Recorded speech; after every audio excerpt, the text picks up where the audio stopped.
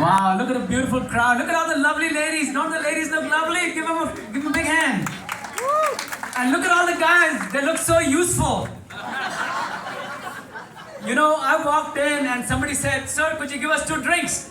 I'm like, "Ma'am, I'm not a wait staff. And then they said, "Come on, give us a couple of drinks." So I said, "I'll tell you, I work for the world's top computer software company, Uber."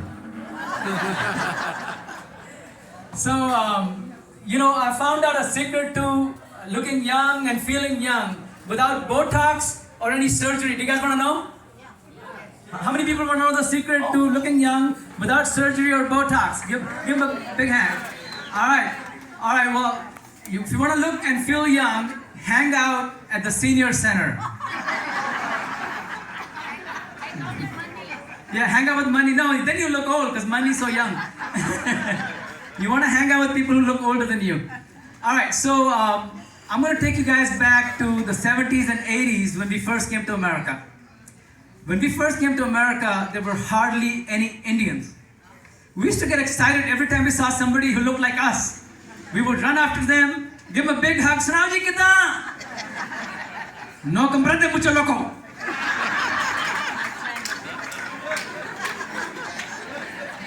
Nowadays, we are so spoiled that if we see another Indian in Costco or the mall, we make a U-turn right away. Beta, don't look. She's from our pendant. And besides, we didn't invite her to your birthday party. I'm going to take you back. Nowadays we're spoiled. First of all, give it up for the best musicians that I've heard. These guys are awesome. He sang for like an hour non-stop, and the photographers, everybody doing a great job. But when we first came to America, we didn't have the luxury of having a toll player or all these things that you can get now. And so this one couple, their son was getting married, so they asked her, they said, "Do you know a toll player?" They asked Money because Money's so resourceful. And she didn't know any toll player, so she asked me. And I said, "I don't know a toll player, but I know this guy, Steve, who's a drummer in a band." So we gave him a VHS video, and he learned how to play toll like within a week. And so we took him to the wedding, and he did a fantastic job. Within a month, this guy was like a brand name for toll players. So we bought him a turban, and he grew a beard. And pretty soon he started getting proposals from all the Indian ladies, So it was awesome. So then people started asking him, "Sir, can you do some bolia?" How many people know what bolia is? Bolia is when you sing along with the toll, right? So he didn't know any bolia. So I wrote down bolias in English for him. So I'm at the wedding and he's doing the bolia. He's like, "Bari barsi khat gaya si khat ke lianda pajama." Bari barsi khat gaya si khat ke lianda pajama. Bhangra ta sajda je nache munde da cha cha. So I took him to the side. I told him, I said, "Dude, you gotta rhyme. You can't just say random stuff. You gotta rhyme. If you say pajama, then it's gotta be mama. If you say lacha, then it's cha-cha." He says, I got it. So I see him a month later, right? He's been doing all kinds of weddings. So I see him a month later, and he's got a black eye. He's got like black eyes, So I'm like, "Steve, what happened?" He says, "Dude, I was at a wedding and I messed up on the bolia, and they beat me up." So I'm like, "Really, what happened?" He says, "I was doing the bolia, I said, Bari barsi khat gyasi khat ke lianda achar. Bhangra ta sajda je nache kuri da yaar."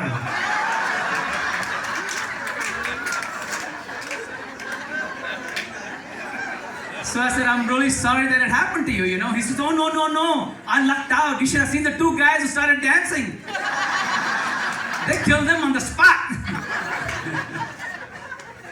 So yeah, it's quite different now.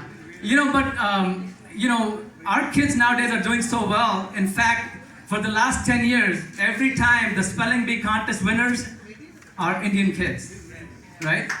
And so my neighbor was kind of jealous. He says, "Now why is it that these goddamn Indians keep winning all the spelling bee contests?"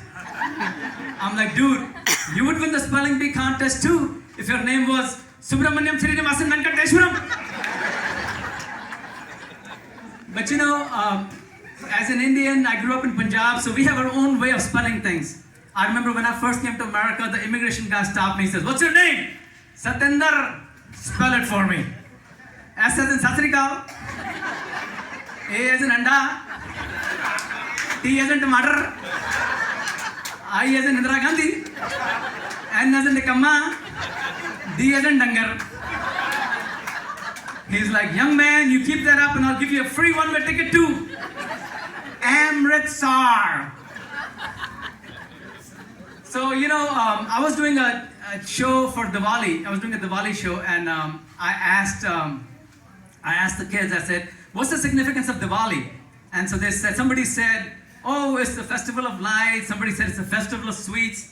And this one kid says, isn't that when the Rams beat the Ravens?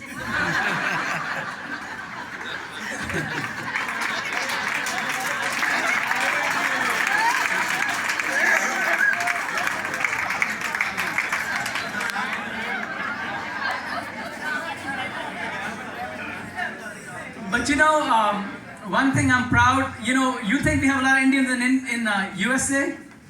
We have even more Indians in Canada, Toronto. I was in Toronto airport. I took the elevator, and there were some Chinese people in the elevator with me, and they started speaking in their language, And I was very offended. I said, sir, ma'am, you come to Canada and America, and you don't give up your language. You still speak Chinese. You're in Toronto now. You should speak Punjabi. So anyhow, I want to, as the elections are coming by, I want to talk about, there's a couple more things. Oh yeah, one more thing. One thing that I got to tell you, as an Indian, I'm proud to be Indian. When somebody asks me, I'm proud to tell them that I'm from India, but most people don't, I was talking to some guy and I said, where are you from, Paji?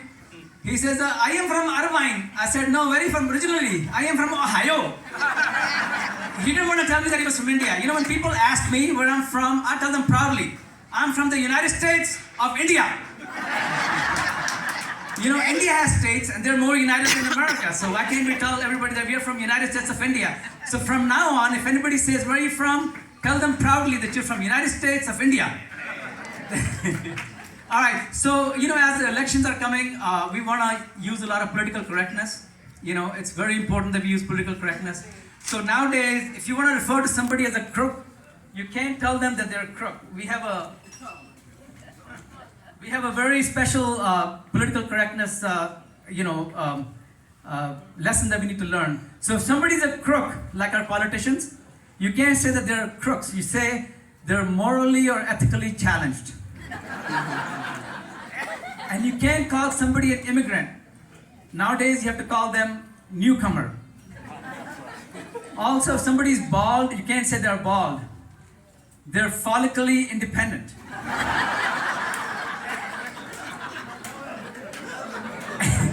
And if somebody's fat, you cannot say they're fat. You have to say they're horizontally gifted. And ladies, if your husband is lazy, you can't call him lazy. He is motivationally deficient.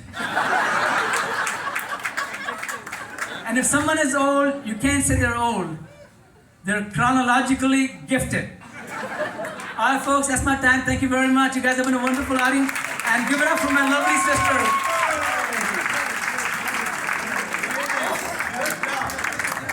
All right, now we had good laughs.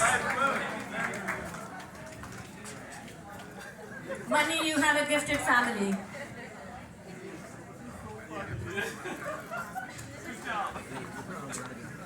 Good job, Raja.